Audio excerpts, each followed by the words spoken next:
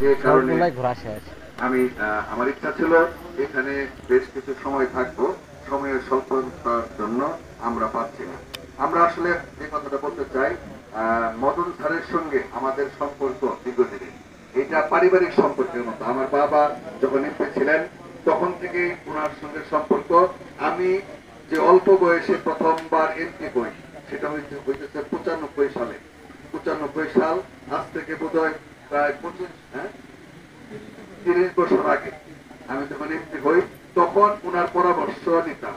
এই এলাকায় কি কাজ করব, এই এলাকায় কিভাবে চলবো, এই এলাকায় কোন উন্নয়নটার অগ্রাধিকার দিব, কোনটার প্রায়োরিটি লিস্ট করব, কোন শিক্ষা প্রতিষ্ঠানের কি অবস্থা, এই অঞ্চলের মানুষের চাহিদা কি, সুখ দুঃখ কি, এই সমস্ত পরামর্শ আজকে আমাদের মঞ্চে এখানে যিনি বসে আছেন ওনার পরামর্শ নিতাম, ওনার দিক নির্দেশনা নিতাম।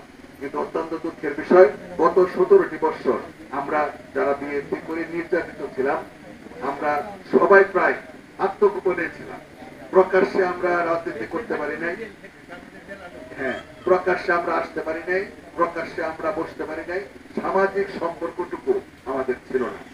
রাজনৈতিক কারণে, দেশের সার্বিক পরিবেশ পরিস্থিতির কারণে আল্লাহর অশেষ রহমতে গত বছরের 5ই আগস্ট শেখ হাসিনা বাংলাদেশের রাজনীতিটাকে শেষ করে সামাজিক সম্পর্কটাকে ধ্বংস করে দিয়ে উনি নিজেও দেশ